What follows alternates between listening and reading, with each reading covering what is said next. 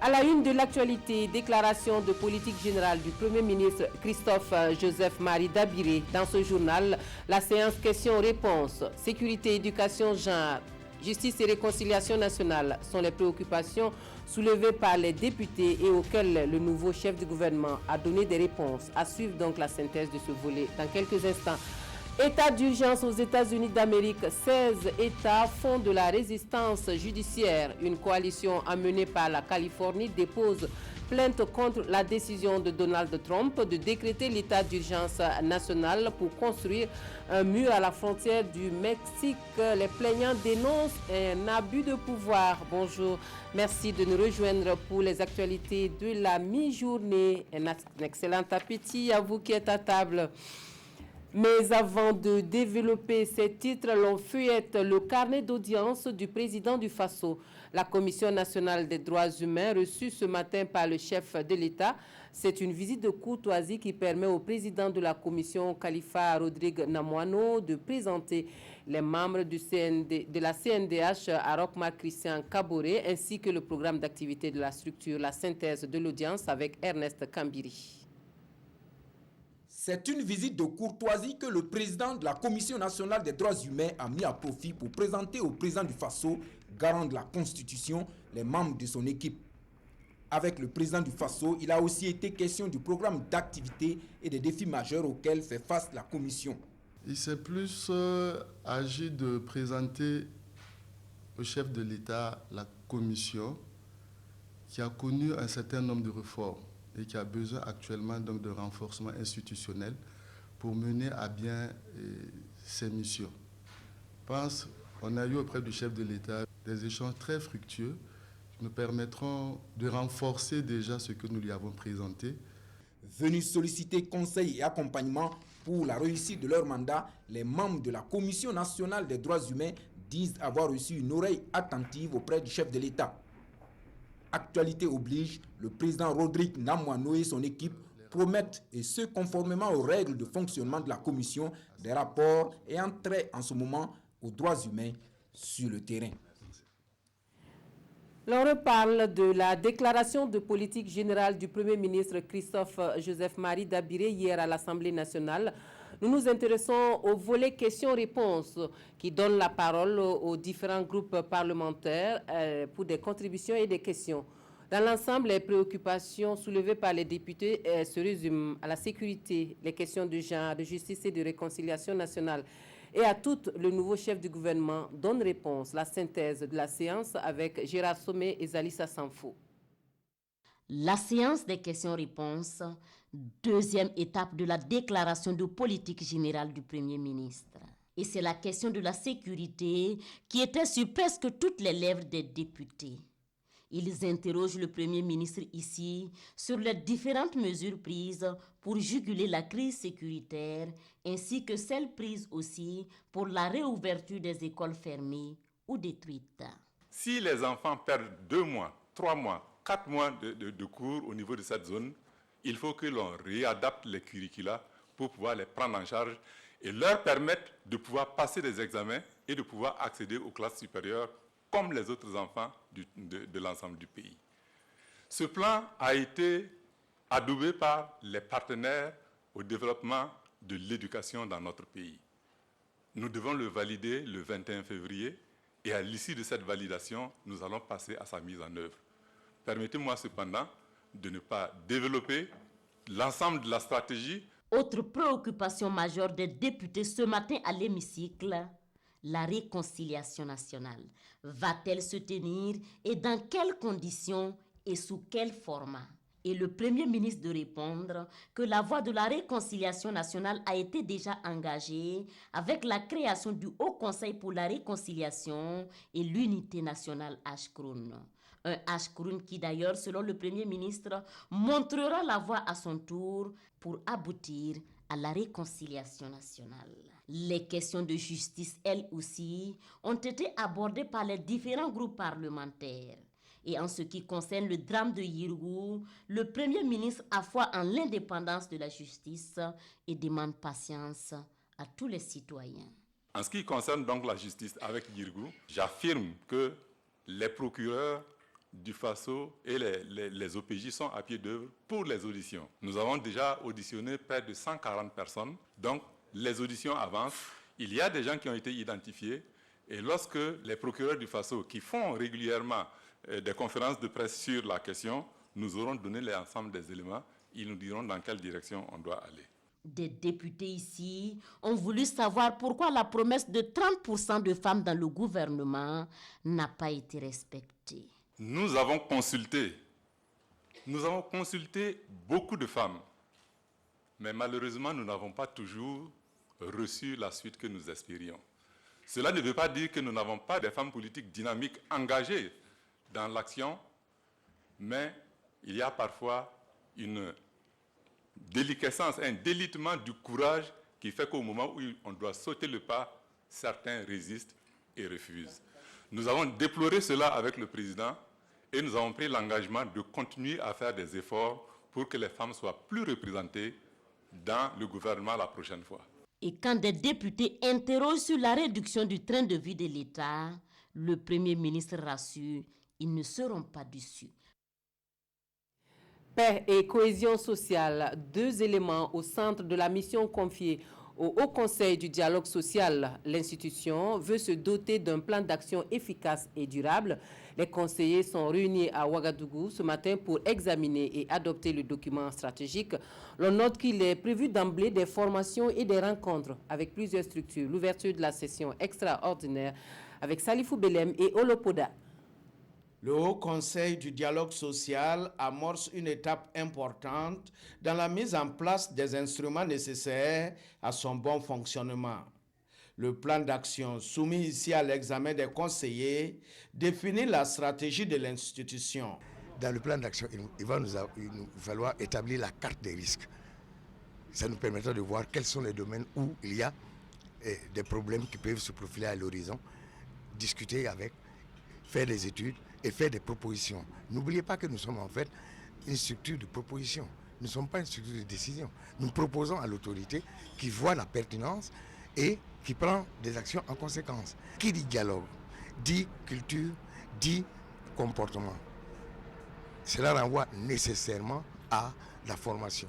Et nous allons aborder la formation des conseillers, mais également différentes branches d'activité, y compris les patrons et les agents publics, pour qu'ils sachent exactement comment ils doivent bouger pour amener justement la sérénité et la paix dans le pays.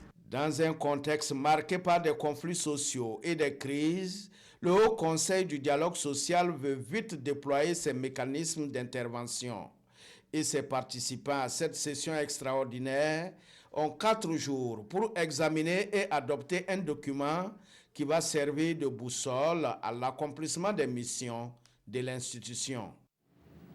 Autre actualité, des administrateurs de la Banque mondiale visitent différents projets financés par la BAD. Les financements concernent les secteurs de l'électricité, eau potable et assainissement, autonomisation de la femme et gestion de déchets. Plusieurs sites à Ouagadougou et dans les localités environnantes sont visités par les partenaires de développement. Une sortie de terrain qui permet d'apprécier l'impact socio-économique des réalisations et d'échanger avec les bénéficiaires sur les actions futures. Le point de la tournée avec Roger Bembamba et Adama Koulibaly. Nous sommes ici à Sakoinsa, une cinquantaine de kilomètres de Ouagadougou, point de départ de la visite des administrateurs de la Banque africaine de développement. Grâce au projet de renforcement des infrastructures électriques et d'électrification rurale, la localité a accès à l'énergie, ce qui induit un développement des activités économiques. En tout cas, grâce à l'électricité, on a amélioré notre activité. Maintenant, on peut amener les artistes à s'amuser ici. Toujours la bière est bien tapée, bien fraîche. On a embauché beaucoup de gens aussi qui travaillent avec nous. Des écoles et ce CSPS, Centre de santé et de promotion sociale, font aussi partie des infrastructures reliées au réseau électrique. Ce château d'eau fait partie des réalisations de la BAD dans le cadre du projet d'approvisionnement en eau potable et d'assainissement en milieu rural. Il a permis à Kokologo d'accroître son accessibilité à l'eau potable à travers des bornes fontaines comme celle gérée par Mme Tiendrebego. Le nouveau château d'eau a permis de renforcer davantage notre activité. Nous avons plus de revenus que de par le passé. Cela nous réjouit énormément. 100 000 francs. À Tangendasouri, c'est la filière Carité qui bénéficie de l'appui de la BAD. Cet appui a permis de renforcer les capacités de l'association Ragoussi. Ragoussi donc est une association de production de beurre de karité, de transformation aussi de produits dérivés tels que des pommades pour le corps, les cheveux et puis des savons de toilette. Les femmes ont reçu des formations et donc on peut parler donc de renforcement de capacité. Cela a été bénéfique parce que ça nous a permis de mieux s'organiser dans le cadre de nos activités. Cette association, composée d'une dizaine de femmes grâce à l'appui de la BAD, fabrique du compost au centre de traitement et de valorisation des déchets dans le cadre du sous-projet d'assainissement des quartiers périphériques de Ouagadougou. Une activité rémunératrice pour elle et qui permet d'assainir le cadre urbain. Un satisfait site donc à l'issue de la visite de ces différents sites par les administrateurs de la BAD. Ces projets ont apporté une nette amélioration non seulement dans leur situation financière, mais aussi dans la façon dont ils travaillent. À la fois la pénibilité des tâches, comme ici et ailleurs, mais aussi le fait que maintenant, parce que les activités se développent, ils peuvent recruter d'autres personnes pour les aider et donc contribuer de cette manière-là directement aussi à la création de l'emploi.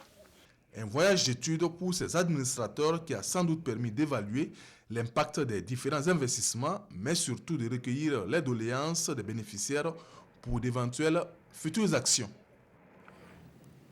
La zone transfrontalière du Liptako-Gourma, dominée par la sécheresse et les changements climatiques, est l'épicentre des crises sécuritaires. C'est ce que révèle l'étude sur l'analyse des risques de vulnérabilité et de résilience dans la zone.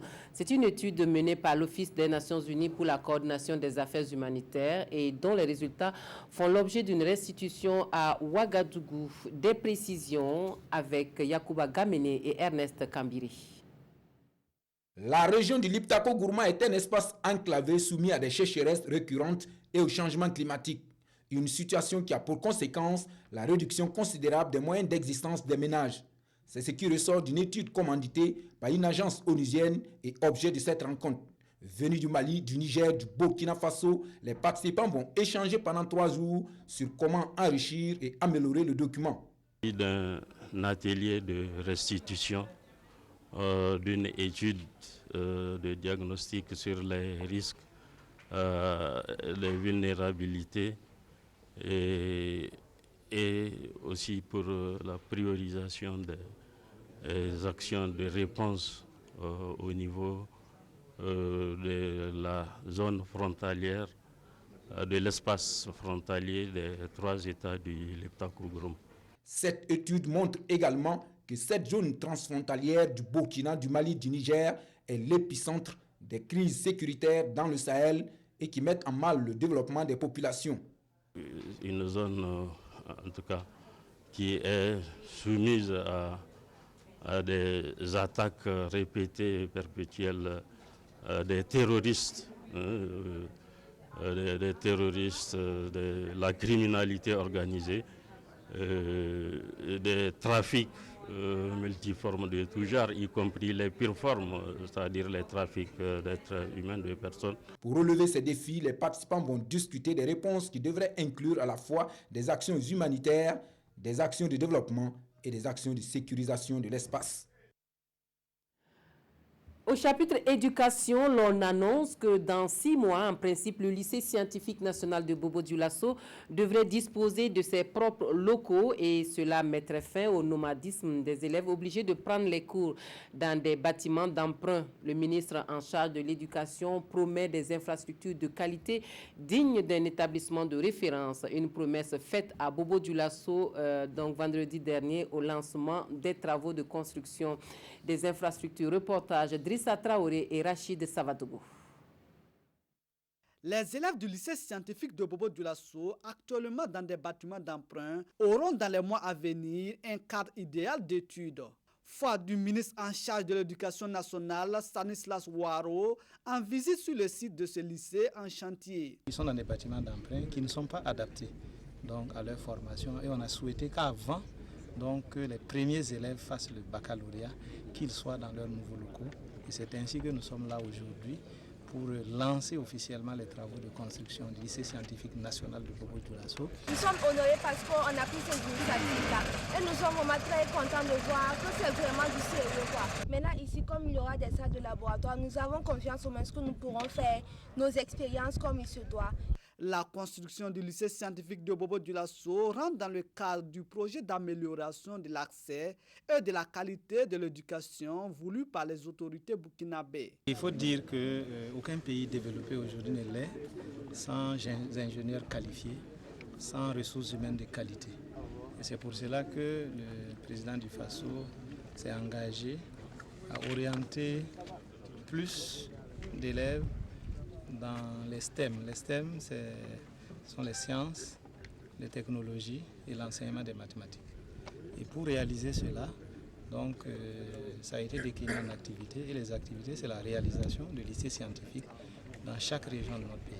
L'enjeu est grand et énorme. Et tout cela ne saurait être valorisé si la science n'est pas au rendez-vous. Et la science, c'est à l'école. C'est ce que le gouvernement a compris.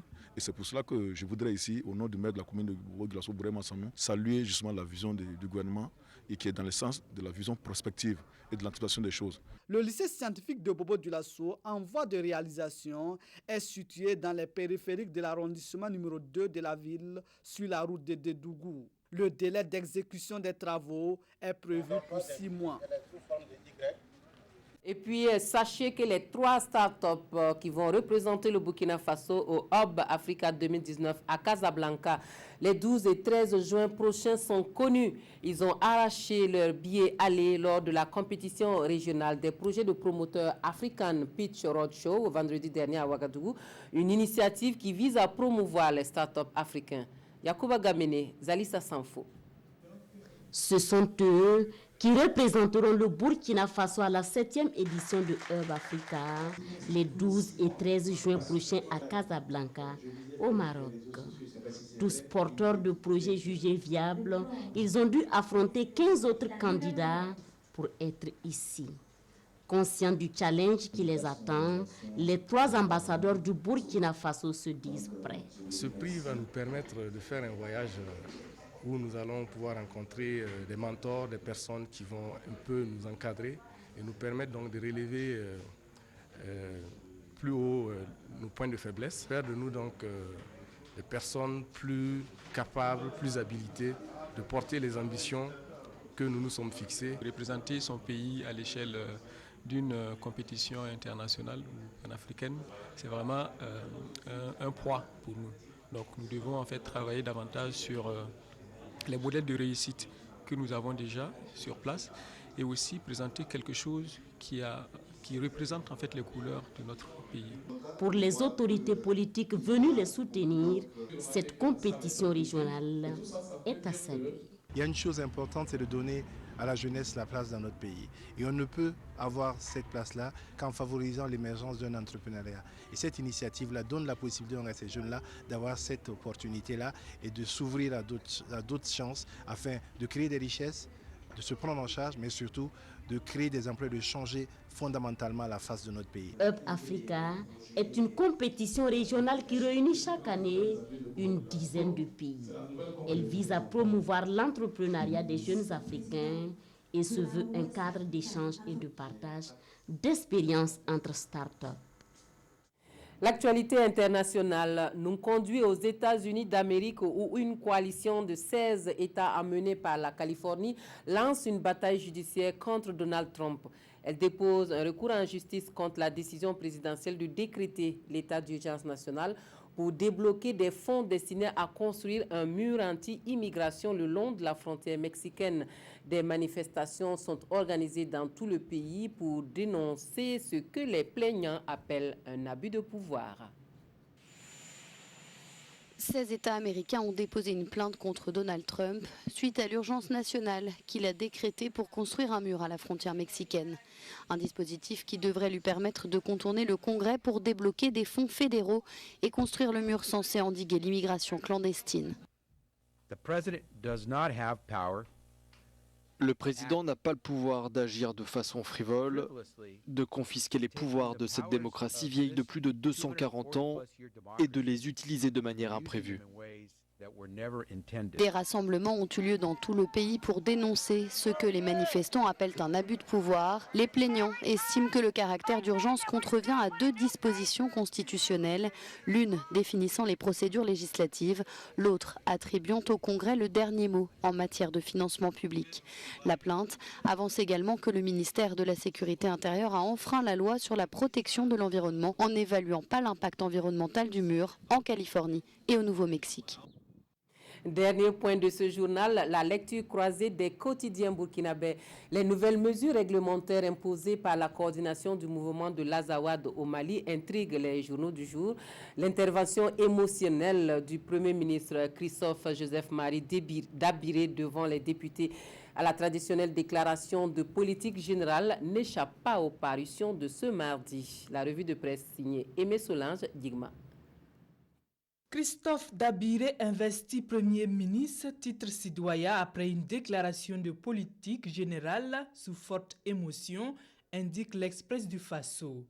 Ça aurait été finalement l'événement, déplore l'observateur Palga, qui explique que devant l'Assemblée nationale, le tout nouveau Premier ministre n'a pas pu retenir ses larmes alors qu'il était quasiment à la fin de sa déclaration. Que cachent donc les larmes du vieux Dagara, s'interroge le quotidien, sans pour autant apporter une réponse à cette question. Ce journal reconnaît que c'est un homme serein, lucide et sincère qui s'est expliqué devant les députés. Émotion ou coup de barre, se demande bien le pays. La situation du pays vaut bien des larmes, réplique l'Express du Faso, qui relève tout de même que les seules larmes de Christophe, son engagement et sa détermination à lui seul ne suffiront pas pour sortir le pays de la situation dans laquelle il se trouve. Certes, mais cela pourrait quand même traduire la sincérité du chef du gouvernement, dira aujourd'hui au Faso, et montrer qu'il mesure l'ampleur du travail à abattre. Qu'elles soient sincères ou simulées, les larmes, au-delà du signe de faiblesse auquel certains les associent, sont synonymes de force et de grandeur d'âme, rétorque l'observateur Palga, qui note par ailleurs que le Toubib Dabiré a prescrit un protocole de soins à 5 étapes qu'il pense adapté à la situation. Il lui appartient de passer des larmes à la sueur due à l'effort soutenu, conclut ce journal.